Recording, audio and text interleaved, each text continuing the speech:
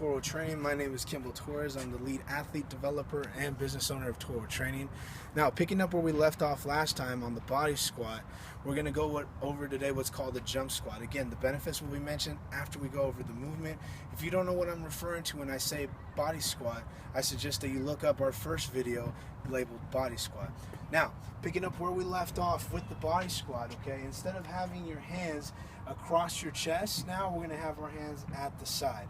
And now from the bottom position, what we're going to do, instead of just coming up slowly, we're going to explode, or in other words, jump off the ground, accelerating ourselves through the air.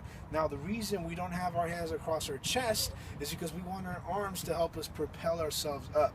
Similar to rebounding in basketball, or going up for a pass in football, or going up for a spike in volleyball. All movements that curtail a lot of explosive muscles. So that's why we're going to go over jump squats today, and those are the three main sports that this helps with a lot. Now, again, body squat position, instead of hands across our chest, we're going to have hands at our side. Again, big chest like King Kong, back is straight. We'll start with the same movement of the body squat. Now, if you're flexible enough to hit the bottom position and get your hands to your ankles without your back bending over, awesome. If not, let's worry about having our hands at our sides. If you hit the shin, awesome. If you hit your knees, awesome. It's not really relevant to be able to hit your ankles just now, okay?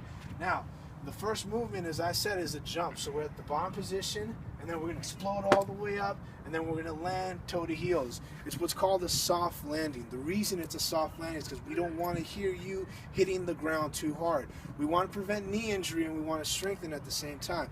So my arms, as I said before, instead of just being motionless, are actually going to help us propel ourselves up through the air.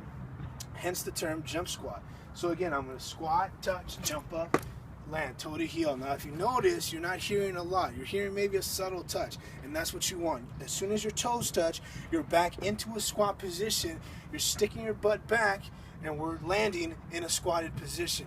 You never want to land straight up. You never want to land just on your toes like that. Again, that's going to put a lot of stress on your knees.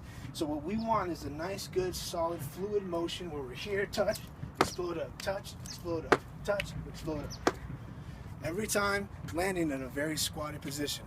From a frontal view, just so that you guys get a feel for it, again, it's the same movement as a body squat, except with a jump to it. So come down, touch, explode up. Come down, explode up. And that, my friends, is the jump squat.